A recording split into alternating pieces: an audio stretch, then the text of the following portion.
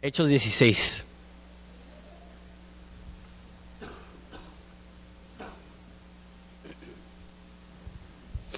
Vamos a empezar desde el versículo 11. Hechos 16, 11.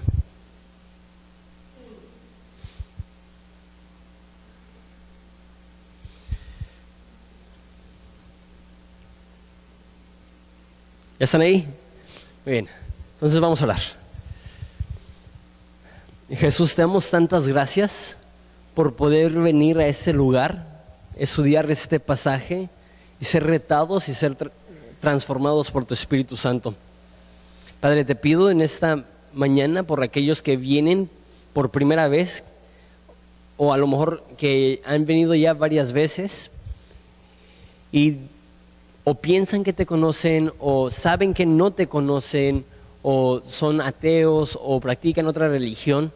Padre, te pido que ellos puedan sentirse cómodos, sentirse a gusto, sentir que les amamos, pero más que eso, que ellos puedan ver que tú eres el único Dios verdadero y que los que creemos en ti tenemos una esperanza inexpresable, inefable, gloriosa, reservada en los cielos para nosotros.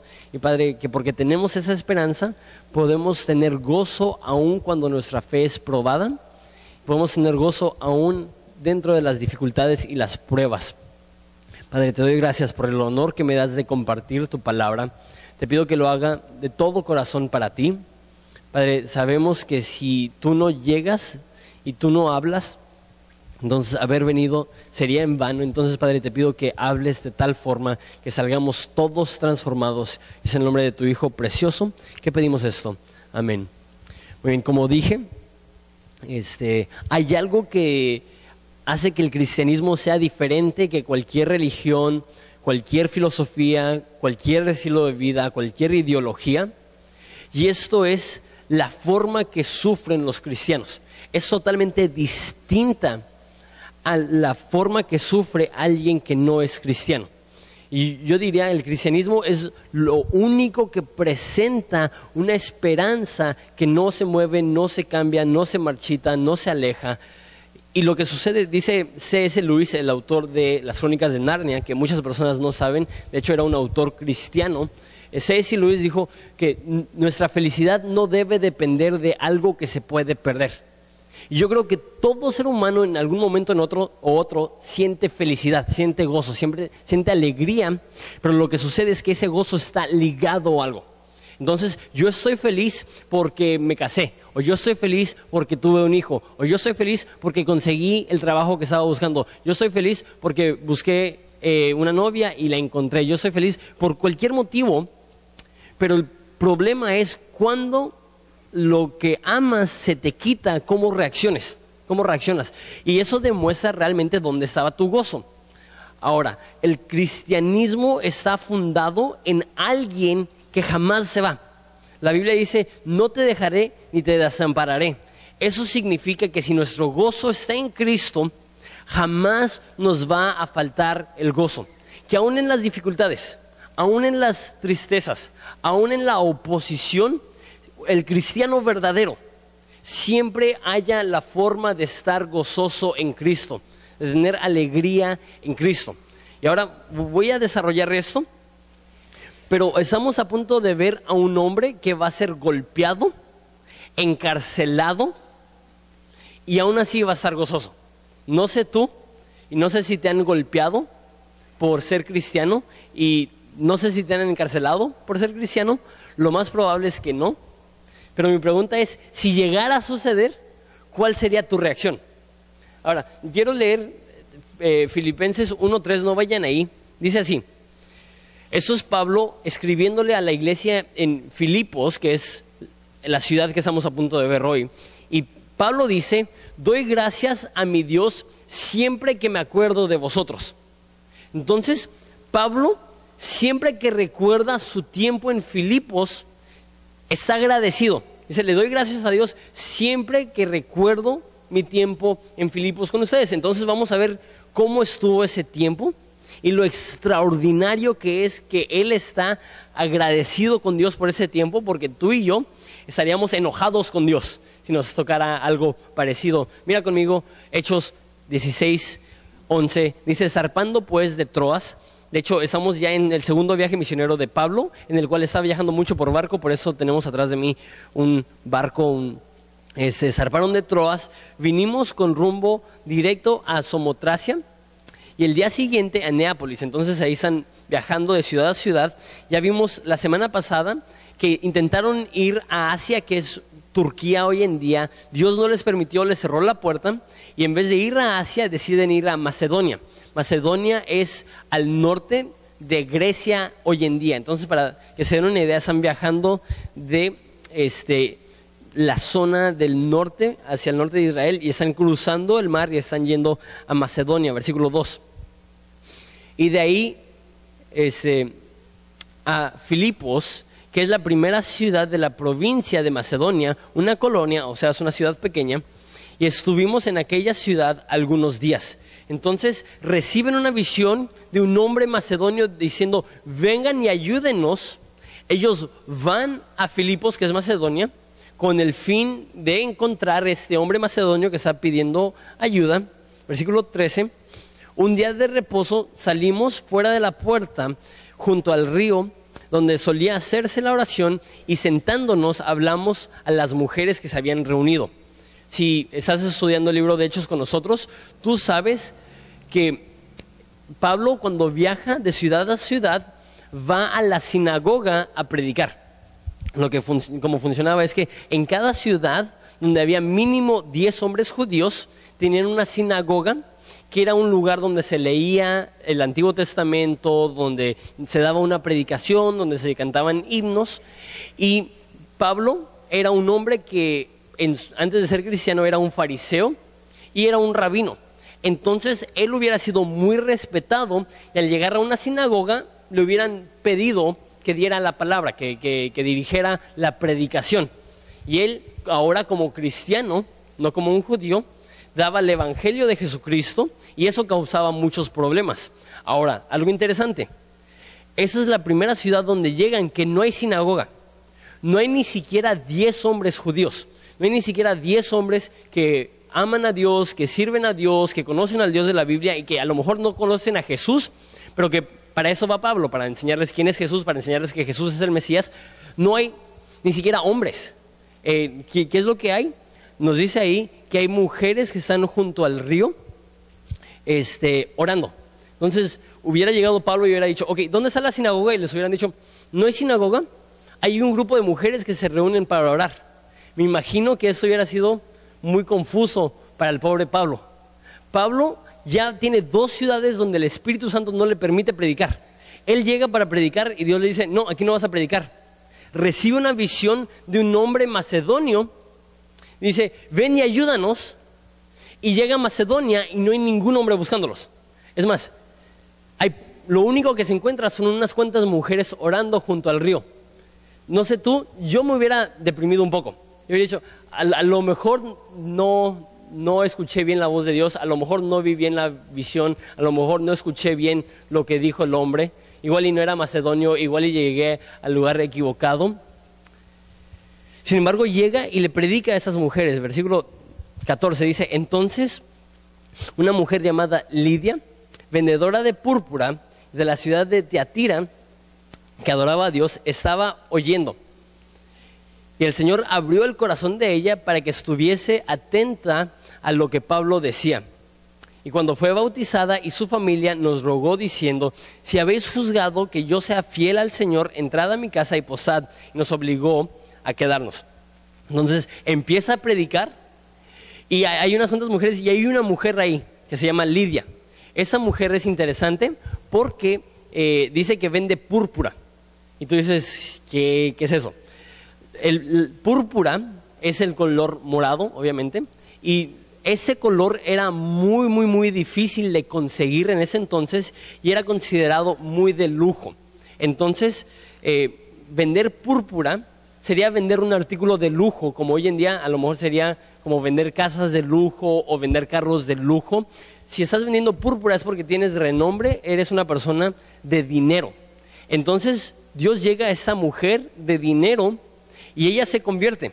Ahí nos dice, versículo 15, que ella fue bautizada y su familia. interesante. ¿Quién es la que está ahí? Ella. ¿Quiénes conocen a Jesús? Ella y su familia. Hay veces en las cuales Dios va a ver tu fidelidad a Dios y te va a recompensar y va a permitir que a través de tu fidelidad tu familia pueda conocer a Dios, tu familia pueda creer. No siempre, no estoy diciendo que es garantía. No estoy diciendo que si tú oras y que si tú buscas a Dios, entonces Dios tiene que salvar a las personas que están en tu casa. Pero te digo eso, es más fácil que Dios alcance a tu familia cuando tú estás viviendo de una forma correcta. Es más fácil que Dios alcance a tus hijos cuando tú estás orando por ellos. Y eso es importantísimo, vivir una vida de oración como Lidia. Y qué bello que no solamente se convirtió ella, sino también toda su familia. Si tú eres madre de familia y estás orando por tus hijos, no te des por vencido, no te des por vencida. No sabes cuándo Dios les va a tocar. Y una vez más, no estoy diciendo que por tu fe Dios los va a salvar, porque la salvación es por fe de uno mismo. No hay nada que pueden hacer mis papás para salvarme a mí. Sin embargo, qué bello es saber como un hijo que tus papás están orando por ti, y muchas veces eso es el empujoncito que necesita una persona para creer en Cristo. Y de hecho estoy muy animado. Tuvimos esta semana el campamento de jóvenes en el Instituto Bíblico. Fueron alrededor de 20 chavos y chavas, y fue padrísimo y fue padre ver a chavos que tienen hambre por las cosas de Dios, que quieren estudiar la Biblia. Y la verdad, a mí no me gusta enseñarle a adolescentes. No es que les tenga miedo, pero les tengo miedo. Hay algo que cuando le enseño a chavitos y están jugando, están platicando, están sacando el celular o lo que sea, no me gusta. No me gusta. A mí me gusta enseñarle a una audiencia que está interactuando conmigo, que está recibiendo, que está escuchando. Y normalmente con los adolescentes batallo un chorro porque pues nada más no están ahí porque los llevaron, no están ahí porque quieren. Pero fue padre ver a 20 aborrecentes convertirse en amorecentes. Fue padre ver a 20 niños que normalmente hubieran sido relajentos, tranquilos, escuchando la palabra de Dios, recibiendo, orando juntos. La verdad, si no llevaste a tu hijo, te lo perdiste. Igual y no te enteraste, lo anunciamos como un mes completo, pero vamos a hacer uno en el verano probablemente de 5 días. Entonces ahí para que estén informados.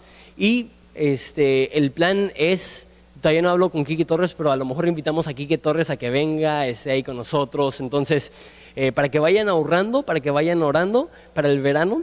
Pero regresando a mi punto principal, Lidia ora, conoce a Dios y su familia entera conoce a Dios. Y esa es mi oración, que Dios pueda ver la fidelidad tuya y que pueda alcanzar a tu familia. Una vez más, no es una garantía. Dios no tiene nietos, solamente tiene hijos. Entonces, no por tu relación con Él lo van a conocer, pero igual y sí va a ayudar. Versículo 16. Aconteció que mientras íbamos a la oración nos salió en encuentro una muchacha que tenía espíritu de adivinación. Era la hija de Walter Mercado, la cual daba gran ganancia a sus amos adivinando. Entonces, aquí nos dice que hay una niña, y es una muchacha, y otras traducciones nos especifican y nos dice que es una niña que es una esclava. Entonces explico esto. En esa cultura, que es una cultura muy triste, mucho más machista aún que la cultura mexicana, que en esa cultura los hombres se creían superiores a las mujeres. Y una mujer no tenía derechos humanos casi, no podía votar, no podía tener propiedad, no podía testificar en corte. Y un esclavo tenía aún menos derechos que una mujer. Entonces una mujer que es esclava hubiera sido la clase social más baja. Ahora, una niña que es esclava hubiera sido lo más bajo de lo más bajo. Y es una niña que se están aprovechando de ella, es una niña que está endemoniada. Y sus amos están tomando ese demonio y están lucrando con ella. Es algo terrible, es algo triste, es algo aborrecible. Ahora, deja explico esto. Hay veces en los cuales cosas como horóscopos, adivinación, cartas, como el tarot y eso, son puras farsas. Es nada más una persona que está aprovechándose de mentes débiles y está lucrando muchísimo con llámenme y por 20 pesos el minuto les reservo todos los problemas, y en su gran mayoría esos son farsantes. Pero aquí nos demuestran que hay casos especiales que no es un truco, es fuerza sobrenatural, maligna, demoníaca, y hay personas que están haciendo cosas espirituales en el nombre de Satanás.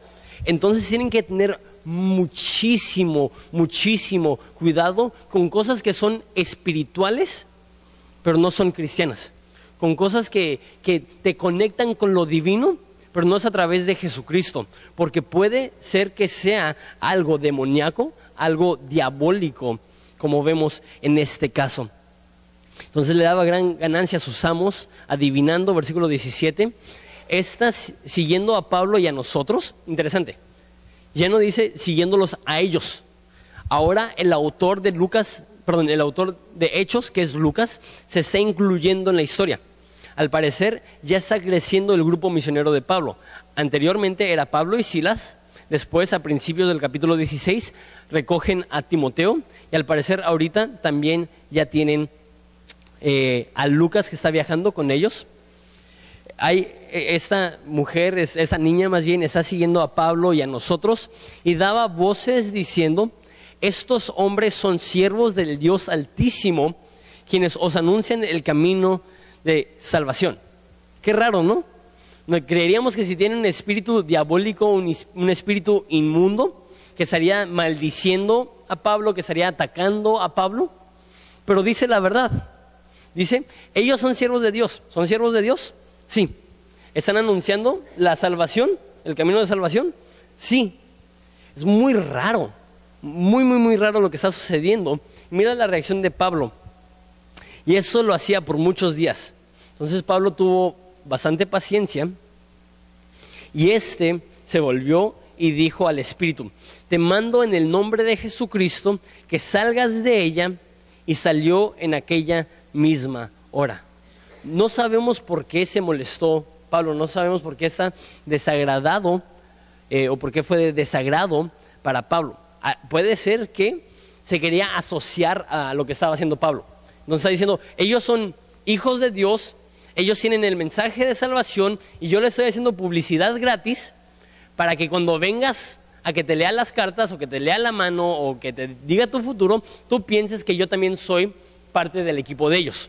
Entonces puede ser que se quería asociar con Pablo y por eso Pablo se irritó, o puede ser que esto sea sarcasmo. ¿Por qué? Porque hasta ahorita solamente hay una familia que ha creído el mensaje de Pablo, porque hasta ahorita Pablo no ha tenido éxito en ese lugar. Entonces puede ser que es sarcasmo, diciendo, esos son los grandes siervos de Dios que han venido a darnos el mensaje de salvación, y no hay nadie que ha creído. Entonces puede ser que en sarcasmo se está burlando de Pablo, Silas, Timoteo y Lucas. No nos dice. Lo único que nos dice es que Pablo tiene compasión de ella y la libera del demonio que tiene. Y mira la reacción de los dueños. Pero viendo sus amos, esos versículos 19, que había salido la esperanza de su ganancia. Qué triste, ¿no? Qué triste que haya hombres y mujeres, que haya humanos tan depravados que ven a una niña como un medio de lucrar, que ven a una mujer que está siendo poseída por un demonio, y cuando es liberada, en vez de estar agradecidos con Pablo, le reclaman. Dicen, ya no me puede ser de provecho, ya no me va a dar dinero. Yo creo que debemos de odiar el abuso infantil en todos los niveles. Esta niña que pasó es una niña que tiene cicatrices de quemaduras, que tiene cicatrices de golpes, de trancazos que le habían dado. La primera niña que llegó, Chabelita, la estrangularon y la dejaron tirada en un bote de basura, pensando que estaba muerta, y sobrevivió. Los otros 2 niños los amarraron en una cama y sus piernas no se desarrollaron, entonces no pueden caminar. Y todavía hay personas así. Todavía hay personas y es triste y quiero que lo sientas. Esa niña Jessica, esa preciosa niña, llegó a la casa de Horizonte y a todas las personas que la conocían le decía, peso. O sea que sus papás abusaban de ella y la aprovechaban para sacarla a la calle para que ella pueda intentar conseguirles dinero. Esto sucedió hace 2000 años, pero todavía hay personas que desean lucrar de la inocencia de los niños y no podemos quedarnos con los brazos cruzados. Debemos hacer todo lo posible por rescatar a esos niños y darles una esperanza. Y por eso estamos haciendo lo que estamos haciendo con la casa hogar. Entonces, en vez de estar agradecidos, se enojan y prenden a Pablo y a Silas y los trajeron al foro ante las autoridades y presentándolos a los magistrados dijeron: estos hombres, siendo judíos, alborotan a nuestra ciudad y enseñan costumbres que no nos es lícito recibir ni hacer, pues somos romanos. Y se agolpó el pueblo contra ellos y los magistrados, rasgándoles las ropas, ordenaron azotarles con varas. Después de haberles azotado mucho, los echaron en la cárcel, mandando al carcelero que los guardase con seguridad, el cual, recibiendo este mandato, los metió en el calabozo de más adentro y les aseguró los pies en el cepo. Entonces, Pablo y Silas llegan con la dirección de Dios a Macedonia para ayudar a un hombre. Y Dios lo manda primero con una mujer rica, enseñando que Dios ama a los que son ricos, y después lo mandó con una mujer pobre, demostrando que Dios ama a aquellos que son pobres, que no hace acepción de personas. Que si eres una persona de muchos bienes, Dios te ama. Si eres una persona que no tienes ni 5 pesos, Dios te ama. Eso no cambia el amor que Dios tiene por ti. Y después de que libera a esa pobre niña, llaman a los magistrados y los llevan, dice que los llevan delante de los magistrados, los llevan ante las autoridades, y otras traducciones nos dicen que los llevan al mercado público. Entonces los están llevando donde están todas las personas. Imagínate los globos en domingo. Entonces los llevan ahí, les quitan la ropa, esos o desnudos o semidesnudos, y los golpean con palos. Y no dice que fueron 39 latigazos, nada más dice que les golpearon con palos y después de haberles azotado mucho los metieron a la cárcel. Eso es como los videos que vemos en las noticias donde están intentando linchar a alguien, donde es justicia del pueblo, como se llama. Entonces están agarrando Pablo, Silas, Timoteo, Lucas, los desnudaron, los golpearon, los meten a la cárcel y los ponen en un cepo. Un cepo es un método de tortura, es donde agarran tus pies y no los puedes mover. Lo que hacían es que te sentaban y te abrían las piernas lo más que podías y te las fijaban ahí para que estuvieras con calambres toda la noche, para que no pudieras dormir, para que estuvieras desesperado. No sé tú, pero yo me desespero muy rápido si no puedo mover los pies. Yo soy de esas personas que si las sábanas de la cama están abajo del sillón y no puedo mover los pies, me desespero. No sé por qué. Y yo creo que todos nosotros nos gusta tener un poco de movimiento en nuestros pies porque nos hace sentir un poco más libres. Ahora con un cepo es desesperación, es calambres, es dolor. Ok, ¿qué harías tú? Si Dios te dice, ve a predicar a este lugar, y llegas y no conoces a la persona que estabas buscando, muchas personas no se convierten, solamente una familia. Te desnudan en un lugar público, te golpean por quién sabe cuánto tiempo y te meten a la cárcel y tienes que eliminar este concepto del siglo XXI de una cárcel. Esto es un lugar que hubiera sido tierra, hubiera sido como una cueva, no hubiera habido obviamente ni agua ni nada así, entonces está lleno de desechos humanos, está con un peste horrible, nada más es un lugar donde la enfermedad abunda y ahí estás y no te puedes mover y estás acalambrado y te han agarrado a golpes, te dejaron semimuerto. ¿Qué estarías haciendo? No sé tú, yo me estaría quejando. Yo estaría diciendo, Dios, ¿cómo puede ser que si yo te estoy obedeciendo, tú estás dejando que eso suceda? Dios, ¿cómo puede ser que no me protegiste? ¿Cuál es la reacción de Pablo y Silas? Mira conmigo versículo 25. Pero a medianoche, orando Pablo y Silas, cantaban himnos a Dios y los presos los oían. Ellos no se están quejando, están cantando. Ellos no están con una mala actitud.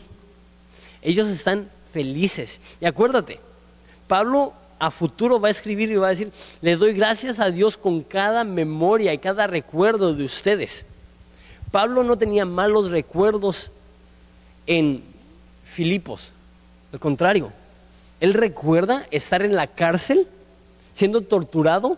Y dice, sí me acuerdo. No, pues la verdad estuvo muy padre. ¿Qué?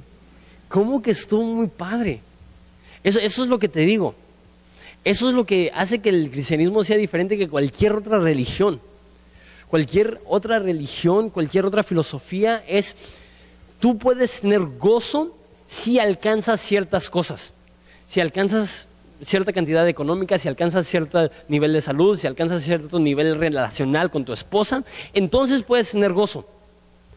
La Biblia presenta un gozo que es más grande que tus circunstancias, un gozo que es más profundo que el dolor que puedes enfrentarte. Y no creo que están disfrutando este momento, sin embargo, están encontrando la forma de tener gozo de todos modos.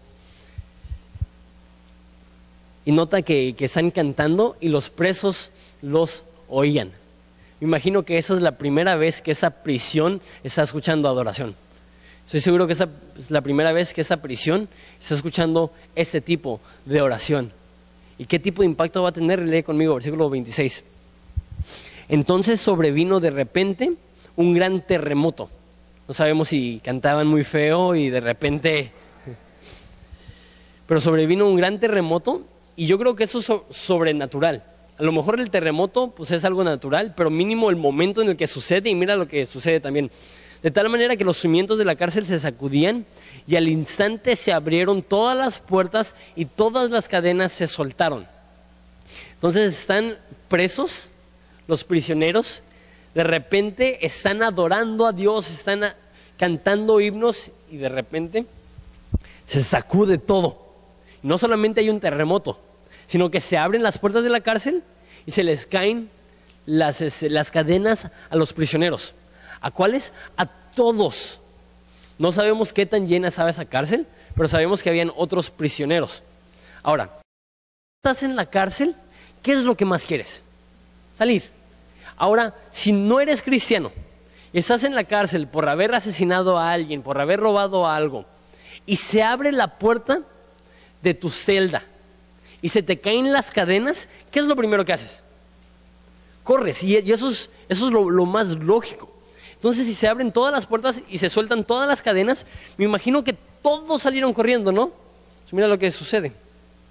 Despertando el carcelero y viendo abiertas las puertas de la cárcel, sacó la espada y se iba a matar, pensando que los presos habían huido. Mas Pablo clamó a gran voz diciendo, no te hagas ningún mal, pues todos estamos aquí. Nadie corrió, nadie se escapó, nadie se fugó. Todos estaban diciendo, y yo creo que tiene que ser algo sobrenatural. ¿Cómo haces que un preso se quede encarcelado si las puertas se abren y solamente hay un guardia y quién sabe cuántos presos hay? Yo creo que los presos, al escuchar la oración de Pablo y Silas, al escuchar su adoración y al ver el terremoto, yo creo que ellos sabían, Dios está haciendo esto por estos hombres. Esto no es una casualidad, esto es Dios. Y yo creo que se abren las puertas y casi se asoman. Así tengo esa imagen. Se asoman para ver qué están haciendo Pablo y Silas. Porque si Pablo y Silas corren, entonces todos corren.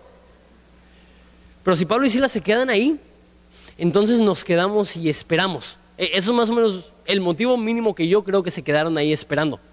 Y el carcelero está listo para suicidarse. ¿Por qué? Les he comentado que cuando tú eras un guardia y se te escapaba un preso, dependiendo en qué región del Imperio Romano estabas, o tú recibías la condena de ese preso. Entonces si él iba a estar encarcelado 10 años, tú ibas a estar encarcelado 10 años, o era un delito condenado a muerte para asegurarse que no iba a haber extorsión, que no iba a haber soborno más bien. Entonces, si una persona lo van a matar, le dice al guardia, mira, te doy dinero, tú di que me escapé. Pues el guardia se queda con su dinero, se escapa, pero para que no sucediera eso, era un delito condenado a muerte. Entonces él pensaba, ya se me escaparon todos, me van a matar, mejor me mato antes de que me encuentren. Y Pablo le dice, no te hagas ningún mal, todos estamos aquí.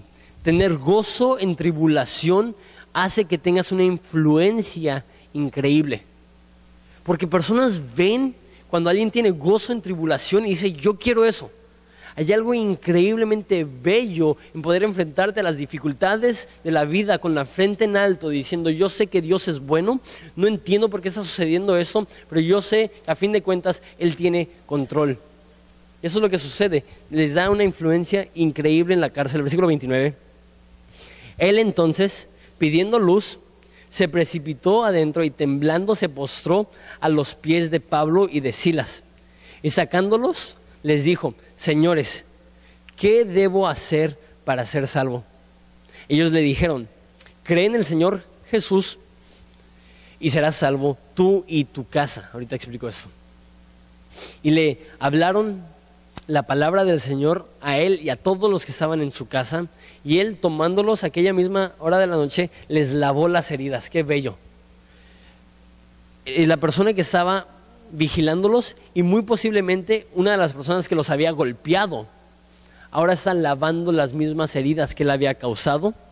Y la persona que los tenía en cárcel ahora los tiene en casa. La persona que estaba torturando ahora los está invitando a un bocado. Qué transformación absoluta.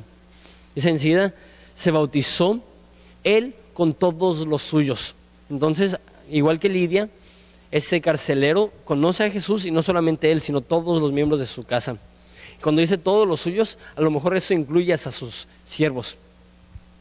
Y llevándolos a su casa, les puso la mesa y se regocijó con toda su casa de haber creído a Dios.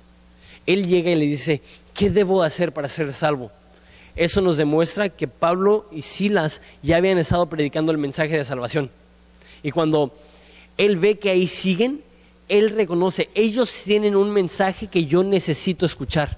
Ellos tienen un mensaje que yo necesito creer. ¿Y cuál es la forma de ser salvo? No le dice, veas esto y esto, y a ver si te perdona Dios. Le dice, ve y cree en el Señor Jesucristo y serás salvo. Esto es el cristianismo. El cristianismo es salvación solamente por fe, solamente en Jesús, solamente en su obra en la cruz. La salvación no es algo que nosotros producimos, sino que es algo que nosotros recibimos a través de la obra de Jesús. Y ahora hay una frase interesante ahí. Ahora sí dice, cree en el Señor Jesucristo y tú y tu casa serán salvos. Y hay muchas personas que toman esto como una promesa para ellos y dicen, mi abuelo no es cristiano, pero la Biblia dice, cree en el Señor Jesucristo y tú y tu casa serás salvo.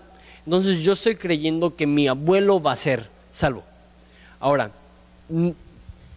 ese es un versículo con el que siempre he batallado. Porque si es una promesa para todos o es una promesa solamente para aquel carcelero. Porque obviamente la promesa para él sí se cumplió. En esa misma noche se convirtieron hasta sus siervos. No sé. Yo en lo personal no creo que esa sea una promesa general. Que si tú eres cristiano, Dios está obligado a salvar a cada miembro de tu familia. La Biblia dice en Lucas que Dios dice, no creas que vine a traer paz, sino que vine a traer una espada y vine a poner a nuera contra suegra, aunque eso ya sucedía, pero vine a traer conflicto entre padre e hijo, hija y madre. Entonces van a haber veces que el convertirte en cristiano va a hacer que tu familia te rechace, va a hacer que tu familia no quiera nada ver contigo. Y una vez más, debemos de orar por nuestra familia, debemos de creer que Dios quiere sanar y salvar a nuestros familiares, pero simplemente no estoy convencido que esa es una promesa para todos, sino que es una promesa simplemente para este carcelero. Mañana voy a escribir y lo voy a poner en la página web, desarrollando un poco más esto y ver opciones. Entonces, sé que eso es polémico, pero mañana lo voy a intentar explicar un poco más en la página de la iglesia. Versículo 35. Cuando fue de día, los magistrados enviaron a alguaciles a decir: suelta a aquellos hombres. Y el carcelero hizo saber esas palabras a Pablo. Me encanta. Se van a la casa, cenan, Pablo bautiza a estos cuates y de repente dice el carcelero: bueno, pues ya va a ser de mañana, pues nos regresamos a la cárcel, ¿no? Y lo pone otra vez en la cárcel, le pone otra vez el cepo. Es como que, qué padre que Pablo está dispuesto a hacer esto, aunque Dios le pudo haber dado libertad, como lo hizo con Pedro. Se regresa, ¿por qué? Porque si no van a matar a ese cuate. Y en amor a esta persona, él está dispuesto a permanecer en la cárcel. Me pregunto si a lo mejor este era el hombre macedonio. Me pregunto si esta era la persona que Dios tenía en mente cuando Dios habló y llamó a Pablo a Macedonia. Cuando fue de día, los magistrados enviaron a alguaciles a decir: suelta a aquellos hombres. El carcelero hizo saber esas palabras a Pablo: los magistrados han mandado a decir que se os suelte, así que ahora salid y marchaos en paz. Pero Pablo les dijo: después de azotarnos públicamente sin sentencia judicial, siendo ciudadanos romanos, nos echaron en la cárcel y ahora nos echan encubiertamente. No, por cierto, vengan ellos mismos a sacarnos. Los alguaciles hicieron saber estas cosas a los magistrados, los cuales tuvieron miedo al oír que eran romanos. Y viniendo les rogaron, y sacándolos les pidieron que salieran de la ciudad. Entonces, saliendo de la cárcel, entraron en casa de Lidia, y habiendo visto a los hermanos, los consolaron y se fueron. Entonces, en ese entonces, el imperio romano era obviamente el imperio más fuerte. Y ser un ciudadano romano te daba ciertos derechos. Uno de los derechos que te daba ser ciudadano romano era que no te podían golpear ni encarcelar sin un juicio formal. Entonces, ¿qué es lo que hicieron con Pablo y Silas? Los golpearon y los encarcelaron sin un juicio. Llegan las personas y para que ya no haya más alboroto, los intentan liberar sin que nadie se dé cuenta, en secreto. ¿Y qué es lo que hace Pablo? No. Ahora, si tú rompiste la ley, tú ven y suéltanos públicamente para que todos vean tu error. Y dice ahí que les dio miedo cuando se enteraron que eran ciudadanos romanos. Pablo es bien colmilludo. Y me gusta porque me identifico. De hecho, tengo 5 colmillos.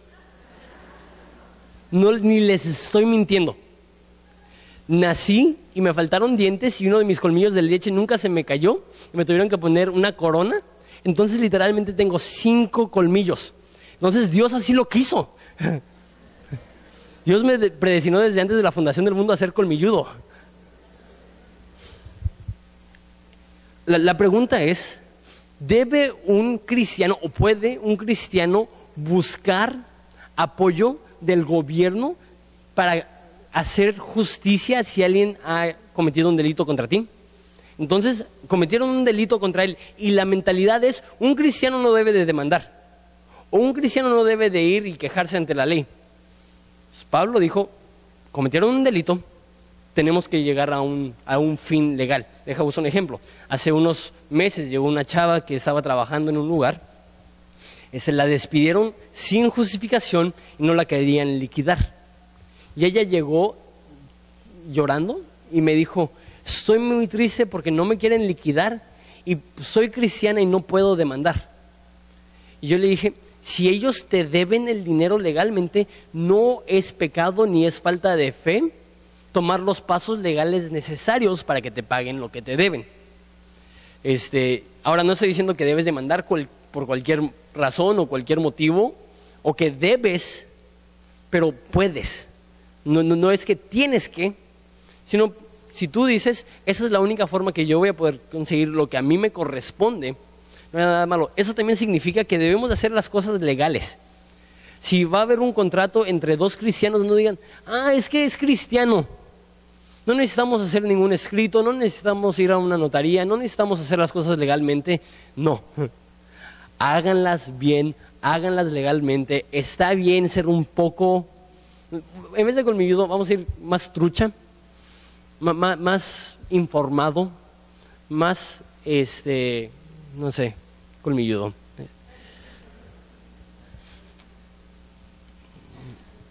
Entonces, lo sacan. Y una vez más, me impresiona porque ¿cómo puede ser que en la cárcel tenga gozo una persona? Quiero darles 4 cosas que el gozo no es, porque yo creo que muchas veces malentendemos lo que significa que Dios quiere que seamos personas de gozo, y después les voy a dar 4 cosas que el gozo sí es. Primeramente, el gozo no es un positivismo ciego. No es ser ingenuo, no es ignorar todas las cosas malas o actuar como si nada estuviera mal.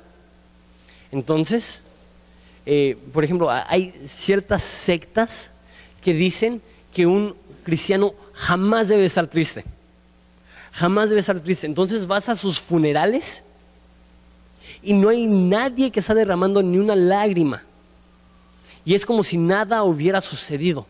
Eso no es gozo.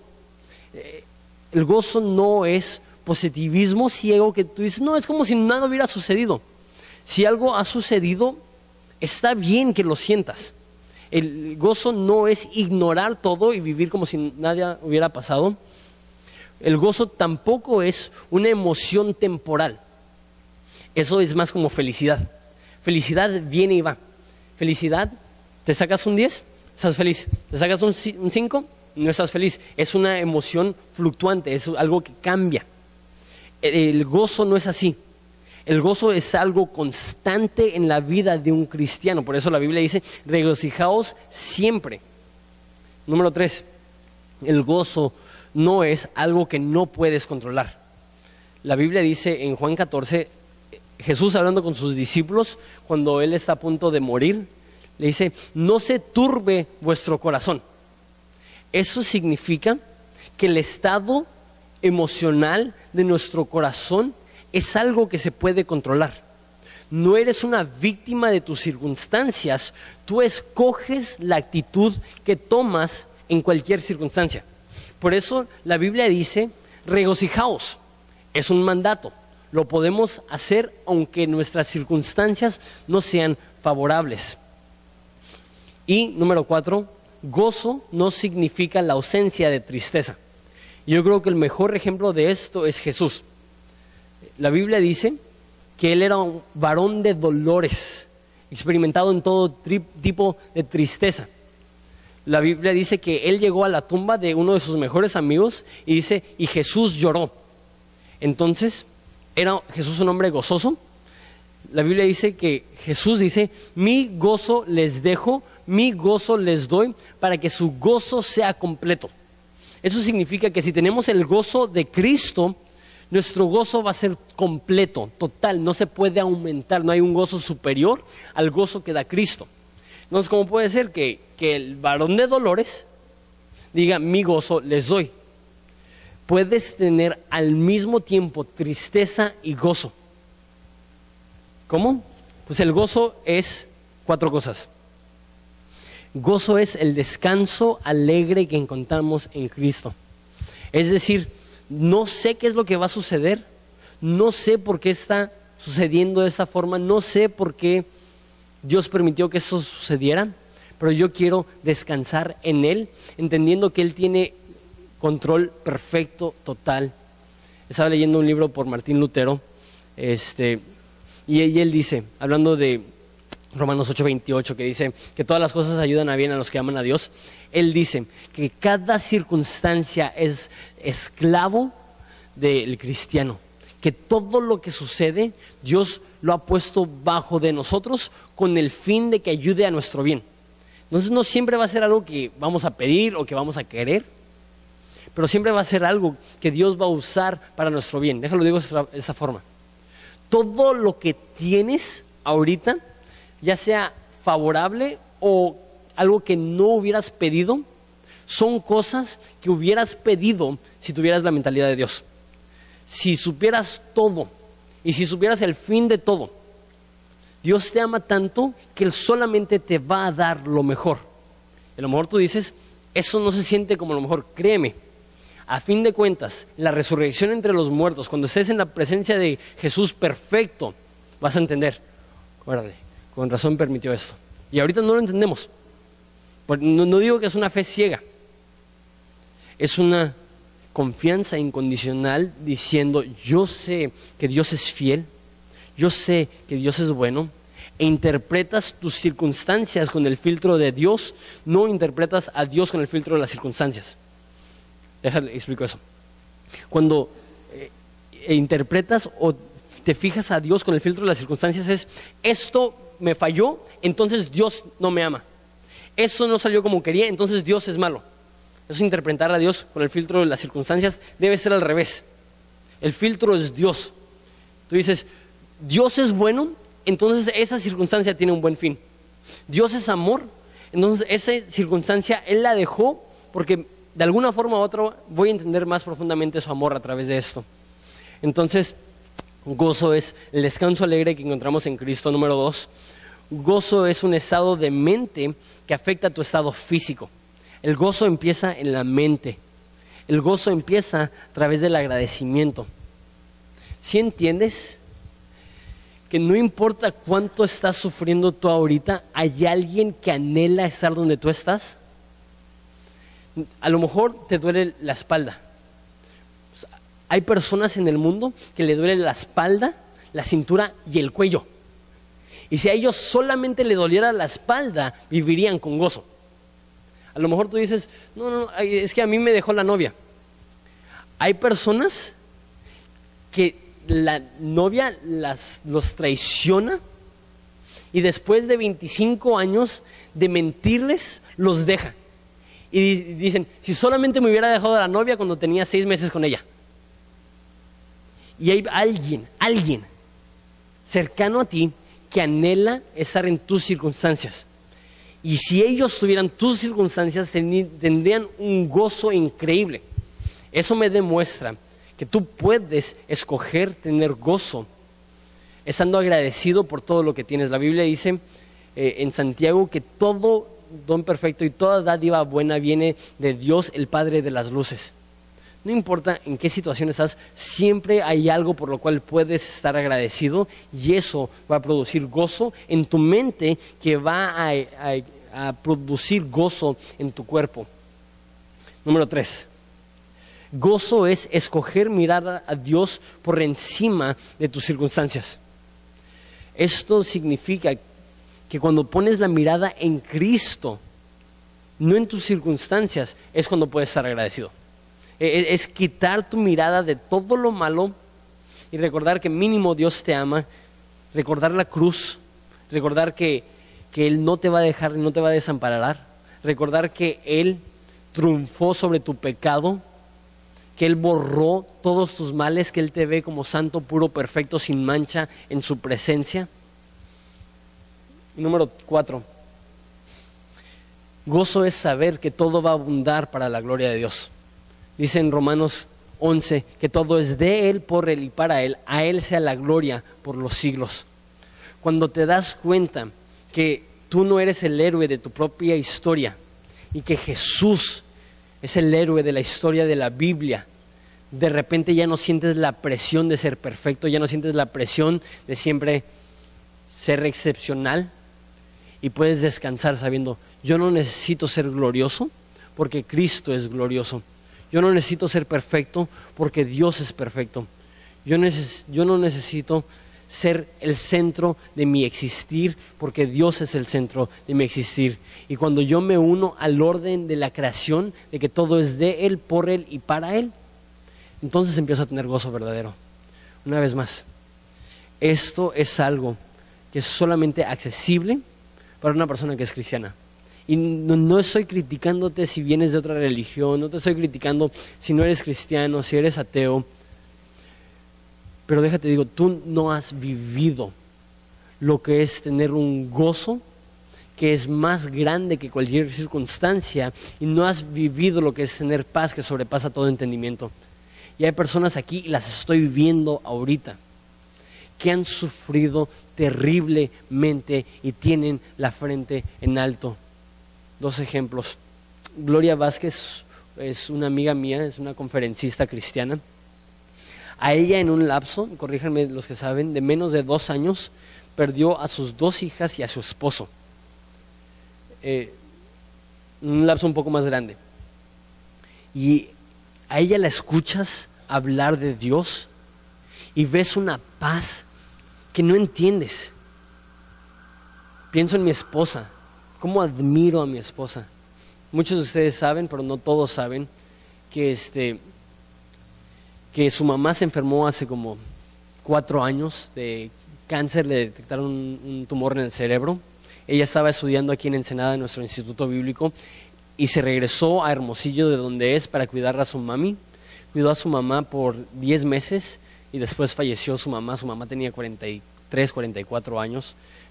Evelyn tenía en ese entonces 19 años.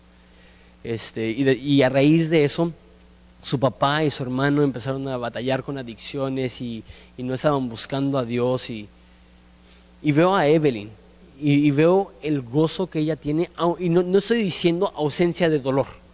No estoy diciendo un entusiasmo ciego.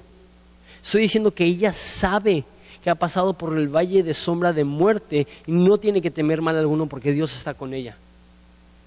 Eso no lo he visto. No lo he visto en un cristiano. Y perdóname si estás aquí y te ofende esto. Pero solamente hay una persona que puede dar un gozo que es sobre todas las circunstancias, y solamente hay una persona que puede dar paz que pasa todo entendimiento, y Él es Jesucristo. Y créeme, el cristianismo no es una vida más fácil.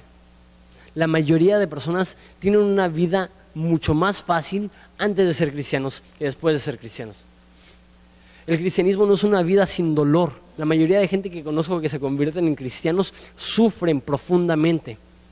Pero créanme que vale la pena, y cuando sufres con gozo. Y mi oración es que Horizonte esté lleno de personas que cuando sufren, los no cristianos se maravillan diciendo: Él tiene un Dios glorioso, porque no sé cómo puede sufrir de tal forma y tener gozo todavía.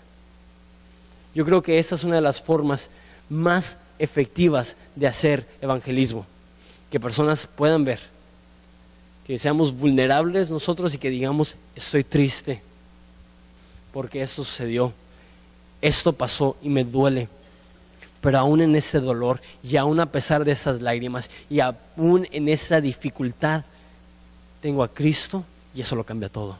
Y tengo a Dios y eso me trae paz que sobrepasa todo entendimiento. No dejes que tu felicidad dependa de algo que se puede perder. Vamos a depositar nuestra fe y nuestra confianza en aquel que nunca falla. ¿Les parece si nos ponemos de pie y oramos?